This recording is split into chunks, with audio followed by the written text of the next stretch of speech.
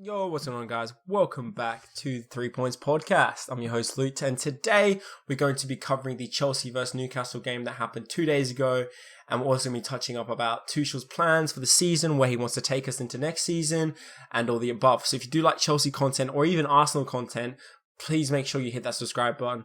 Also hit the like. This episode will also be available on Spotify, guys. Link in the description below. And so will Instagram, guys. So please make sure you go check out all our links. They'll all be listed in the description below. Anyway, let's jump straight into this episode, guys. We did play Newcastle 2 days ago now. And the result was 2-0 with goals coming from Olivier Giroud and obviously Timo Werner. Now, we're going to be going through all the players today, starting lineup, how I felt the team performed overall, and where I think Tuchel's plan is going into next season. So we did start off with a 3-4-2-1 formation. Now, the big surprise obviously was Kepa returning to the side. Now, I'll dive more into this later in the episode of why Kepa returned, but let's just touch upon his performance. A very good save he made. He played absolutely outstanding, clean sheet, probably one of his better games that he's played in a Chelsea shirt as of recent. I know his game against Barnsley was also good, but he did look a lot more commanding today, in the Newcastle game, sorry.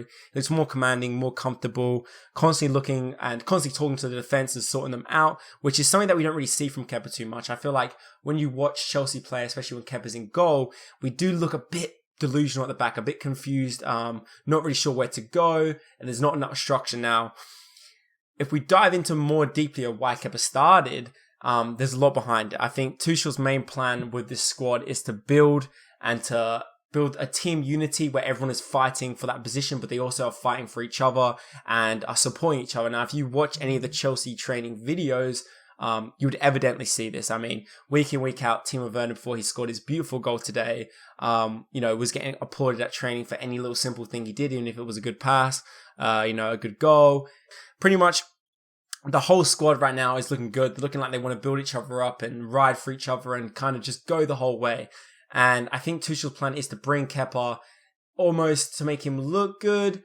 But at the same time, so I feel that Kepa's been brought into the squad to kind of, build up the team morale and show that, he isn't so much done as a keeper. You remember, this is a business, guys. We do want to try to sell Kepa off in the summer. He is a $79 million plus pound signing, sorry. So, we kind of have to play him here and there. And I do think that maybe Marina has had conversation with Tuchel into including him into the side.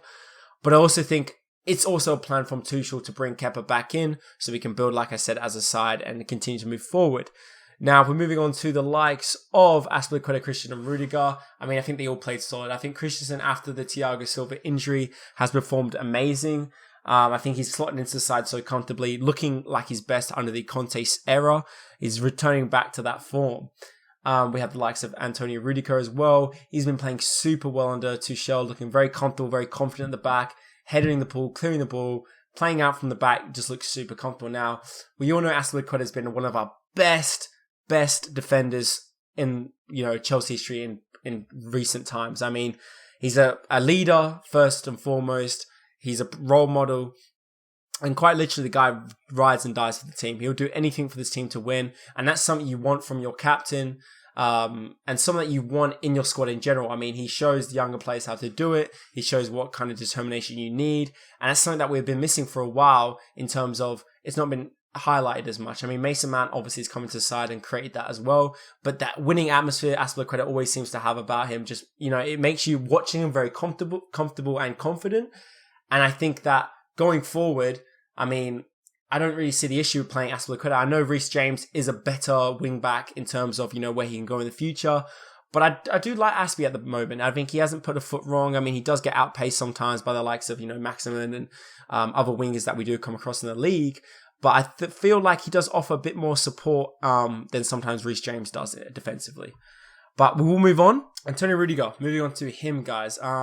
He did play very well this game. Headers from the back and defending work was absolutely superb as usual. And there's not really much to touch on Rudiger, sorry. I think he's a solid player at the moment. I think he's found his form under Thomas Tuchel. Being German, and obviously our manager being German, I think that just helps the link up quite there. And if we move forward to the midfield, we have the likes of Hudson-Odoi, Jorginho and Kovacic and Alonso. Obviously, we know now that Christian Hudson-Odoi and, Marcus Alonso love to play those wing-back positions. I mean, maybe not so much Odoi, but we know that Tuchel wants to put Hudson-Odoi in that position just so he can work up and down and get used to working that wing. We do want to see next season Hudson-Odoi more out on the wing, but I think, Callum Hudson-Odoi, my bad guys. So Callum Hudson-Odoi, we do want him out on the wing. I feel like Tuchel's building him to be more of a pressing type player so that when we come into next season, he's used to that pressing, he's used to working hard, he's used to using his energy quite a lot, and we'll be able to use him more effectively. And I think same with Alonso, I think the reason we're using him right now is just a formation. I mean, we always talk about Ben Chilwell, how solid of a player he was at the start of the season. Now people are questioning why he's missing out. But I think this is all strategic, guys. I think Tuchel knows what he's doing. And I think the reason we're playing this way is mainly because right now, the 4 at the back formation that Tuchel wants to play, it doesn't work with the team we have. I think he has a structure he wants to build, and we can't play that formation. Now, touching on the 2 midfield pairs, Jorginho and Kovacic, I mean, they've been untouchable recently, I think. Especially Kovacic. I mean, if it wasn't for Werner getting man of the match, it would have been Kovacic. I mean, the way he glides on the ball through the midfield, he just glides past players. I mean, it's absolutely beautiful to watch. The guy shows such prowess and such skill on the ball. It is really fun to watch. He was unlucky not to bag himself a couple of assists, to be honest. The balls he puts in behind for players. I know he's not the type of player to score, and he hasn't scored in months, but I feel the goal's coming. I feel like he offers that attacking threat that we've missed. Like I said, I've always mentioned this about Kovacic. His dribbling style really, and the same with him and Pulisic actually, really reminds of Eden Hazard. The way they glide past players, the way they just fit in and make these little small micro adjustment movements to open up space in the midfield to create the passing lanes. I think it's second to none. I don't think you'll find anybody else in the league like Kovacic who can carry the ball in the midfield as the way he does. So yeah, a really beautiful game from Kovacic. Jorginho again, I mean, you can't really fault him. The guy knows how to keep possession. He keeps us on the front foot with possession, looking sideways for Hudson-Odoi, for Alonso, and then trying to feed those balls in for Mason Mount and Timo Werner. Now, talking about Mason Mount and Timo Werner, what an absolute game these guys played. Again, I feel like Timo Werner working his socks off, and obviously rewarded finally with a goal. I mean, he deserved that goal, boys and girls. He's been working super hard recently. I mean, you can see the wing play he created this game was absolutely dynamic. I felt like he switched up his pace quite a lot, coming in and out, moving in and out, and creating that ball straight into the box, which Giroud came onto. And I think that's something, slow down here, guys, sorry. I think that's what Giroud does really well. I think he creates a space. Sometimes we have runners just running in for no good reason. And I feel like Giroud sits on the edge, takes his time, and slots his shot straight into the bottom of the net, which is what you want from him. I think he does that quite a lot, and sometimes we don't find his runs into the box, but I feel like finally we're starting to link up as a team, move the ball nicely, and yeah, I was really happy for Giroud to get that first goal.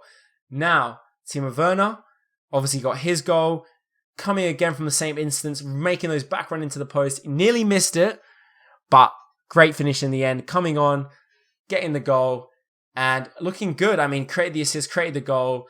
And then we had also Tammy Abraham starting up front. Now, Tammy was very, very, very, very unlucky not to get a penalty.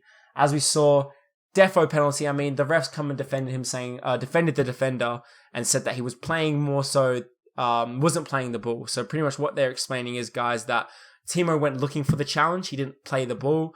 So I don't know. It's a tricky one still, because at that same time, if Tammy does touch the ball, it's a pen. So it's one of those weird ones where, like, because he's looked for the challenge, it's not given. But then plays with that all the time and it is given. So it's one of those weird ones again. I feel he was robbed. Obviously, Tammy Abraham came off injured, which obviously brought the likes of Giroud on, who then, obviously, like we just said, went on to score the goal.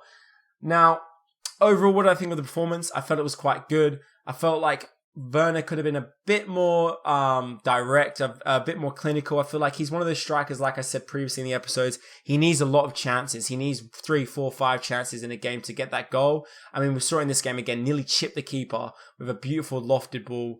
I mean, it was whiskers away. He was very unlucky not to score, but I do think he can be a bit more clinical. He has enough chances in games to bag himself a couple of goals, but I'm not worried yet. I feel like these coming games, he'll keep scoring. Now, if you notice, the likes of Pulisic and Ziyech and also Kante have not really featured under Tuchel as much as we were maybe hoping for.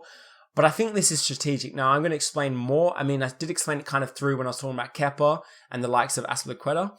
but I'll explain it a bit more detailed now for you guys. So I think Tuchel's master plan, guys, is to move us into a 4 at the back formation, more of a 4-3-3. And the reason I say this is because he has came out and spoke about the likes of Chilwell, the likes of Ziyech and Reece James and Kante. So they obviously don't fit in the system we currently have now. And I think because the likes of Kovacic and Jorginho are playing so on that midfield, it doesn't give the likes of Kante to come into that 3-4-2-1 formation. I feel like in that 4-3-3, you need Kante at his full fitness working hard because he is that defensive mastermind that keeps us from getting split.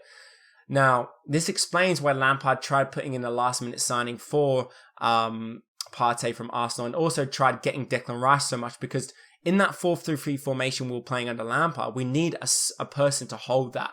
We need someone like Declan Rice, like a Kante, to run that midfield. And obviously with Kante breaking down every other week, we couldn't really put him in that formation. And I think that's what Tuchel's hoping for. I think he's hoping for these players to work hard over the summer, build up, and then to slot them back into the lineup in a different formation like a 4-3-3. Do I still feel like next season we'll play the 3-4-2-1? Yes, but I don't think it'll be as prominent. I think it'll be a backup formation to the 4-3-3. I think the likes of Ziyech, of Chilwell will make their way back into the squad. But it is going to be good. We're going to get a lot of rotation. I think Pulisic is yet to find his form, and I think he will. And I think he will feature a lot under Tuchel in the coming season. But yeah, guys, let me know what you think of the side. How did you think we played? I felt like we weren't as direct as I wanted us to be. I felt like we could have had a couple more goals. But we did dominate in stats, 18 shots to 6 on target. We had 66 possession to their 34. I mean, the passes speak for themselves. 564 passes, they're 289. So again, guys, we did look very dominant. And we now look like we are charging up for top 4. So as you know, guys, we are now in top 4. Liverpool falling down into 6th place as West Ham move up to 5th. And our last 5 games have all been wins apart from 1 draw. So 4 wins, 1 draw. And so far, undefeated in Tuchel's 5 games at the Bridge. We're looking good. We're looking good. Where do you guys think we'll finish in the season now? I know I asked this last episode, but you still think we are fighting for top 4? Are we in that top 4 race? Because I feel like we very much are. But let me know your guys' opinions down below. If you guys did enjoy listening to this episode, please drop it a like. Also drop a subscribe. If you're on Spotify, it would mean the world to us if you could download the episode. And yeah, guys, if you have any questions, feel free to send them in to the @3points podcast Gmail. And also check us out on Instagram, guys, which is @3points podcast _. Apart from that, guys, have a good day and I'll catch you later. Peace.